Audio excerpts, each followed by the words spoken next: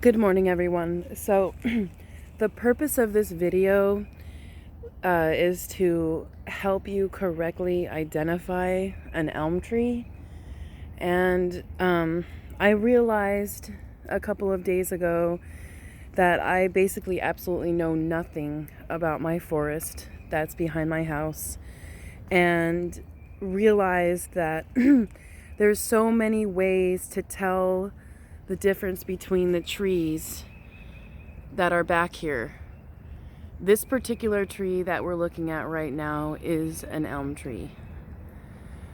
You can tell it's an elm tree for one way is because it branches out into two trunks at the top.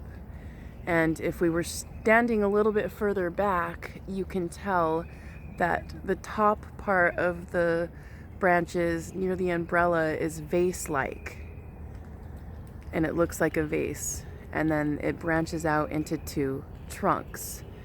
Now, there are other trees back here, such as this one, that looks so similar to the elm tree, but it's a lot different. You go all the way up, it's a little bit crooked, and it's got one main trunk. So I think that one's a maple tree, but it just is all leaves to be decided. I'm not sure. And speaking of leaves, there are so many different types of leaves, and there are so many leaves back here that basically I've been unable to tell. Now, I'm almost sure that this leaf right here came from this elm tree. If I can get it to focus. Right here. This is an elm tree leaf right here. Okay? There's a bunch of different kinds of elm trees. I think 30 different species. And the main purpose that I needed to figure out my forest was because I am a morel enthusiast and hunter. And you have to know your trees in order to locate the morels. They grow under specific trees. I learned the other day that they grow primarily under dying elm trees. And this one here, if you can see all the way up there, the bark is peeling off of this one. So this one is starting to die. All the way up the top trunk, there's bark peeling off. And then if you come down here, where I found a huge patch of morels 2 years in a row, there's bark down at the bottom here. Wait, that one's not bark. Hold on, let me see. Yeah, there's a bunch of bark down here at the bottom that's been falling off of the tree. I already harvested the morels that I found under this particular elm tree.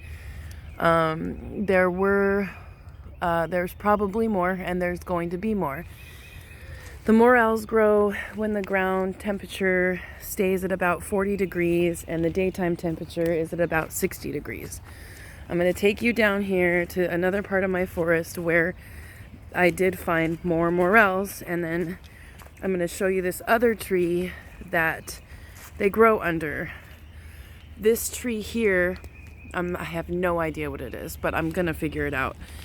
I'm going to bring a couple leaves and whatever I can to figure out. It's got a lot of knots all the way up the tree. And if you look back here, and if nobody picked them the other day, I was able to locate morels. And there's actually a new one too over here. So this tree in particular, morels are definitely associated with. There's two beautiful new ones, or maybe that's the same one, I'm not sure. Right here next to each other. These are the ones that I was going to let grow.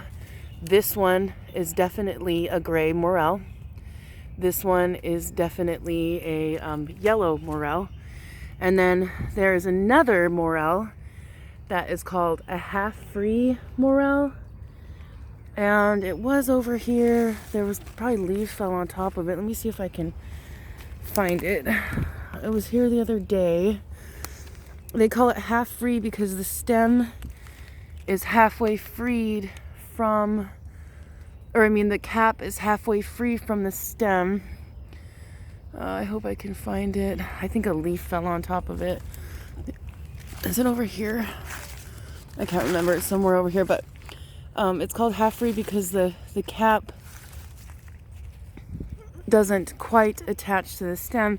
And if you look here on this yellow one, this gorgeous yellow one down here, if we can look closer, the cap attaches all the way to the stem on this one. It's attached all the way. And the black morel's the same. This one needs to be picked. It's gonna sit there and it's gonna go bad if it doesn't get picked. It's been there for a while. The black ones grow really small. So basically what I've been doing is blindly walking through my beautiful forest back here and thinking that, you know, I know something, and I absolutely don't know anything. Obviously, there are thousands of plant species back here, and, you know, I know very few of them. I'm going to figure out what all these trees are. It's my purpose. This one here, these trees here, I know what they are. They're honeysuckle. And they're pretty cool trees. They're good for burning. The branches break off really easy and the tree repairs itself really fast. They smell beautiful when they burn, for sure. And they are just all over my forest. Now, my forest back here is, I think, a mid-aged forest. There are young forests, old forests, and like medium-aged forests. And I think my forest is medium age. Looks like down here there's two elm trees right next to each other. One right here for sure, that's an elm. I'm not sure what kind. There's 30 different species. Probably an American elm. And there's three of them over here. Yeah, right there, right all together. 1, 2, 3. Same kind of tree. And I don't see bark peeling off of them. But I can guarantee you right now that I'm going to go over there when it stops raining. And I'm going to check it out. And I'm going to see if there's morels underneath it. So I guess my main purpose of this video is that if you're going to hunt for morels, here's another beautiful one that popped up. This one I let grow.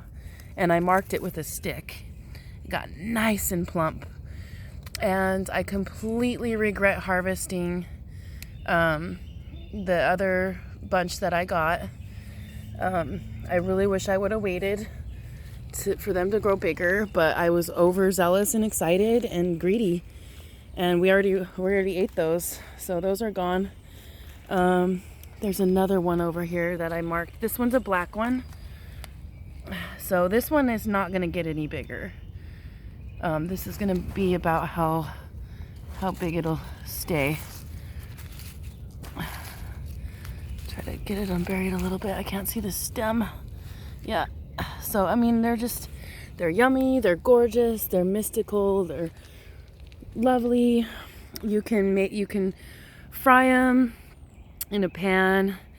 You can stuff them with cream cheese. You can pretty much do what you want with them. You can make them however you want. Garlic butter is really all you need. All you really need is butter. Some people, I'm sure, just even use olive oil if you don't even have that. But they do need to be cooked. The half-free ones get a bad rap because people say that they're not a true morel. Well, they are. They are a true morel. They just have a bad rap.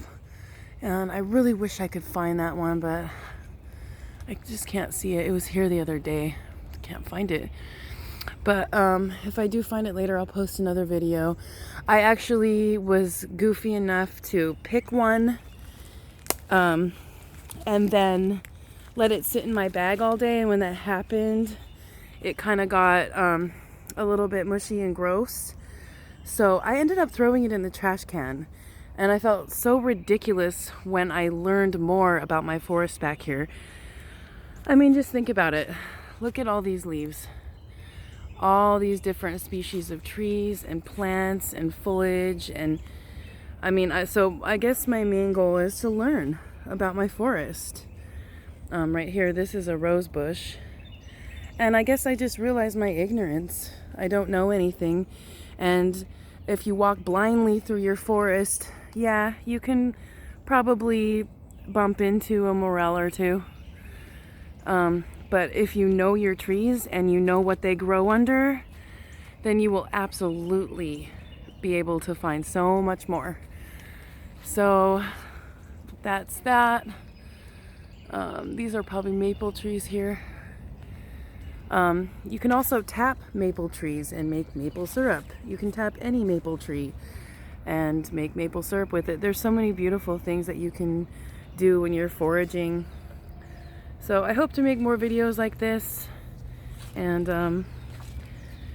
I hope to learn a lot more, and I hope to learn from you. If you know anything that you'd like to share with me about your morel hunting experience, please comment. I'd love to hear from you. I like to get back to all my subscribers and commenters. Have a beautiful day.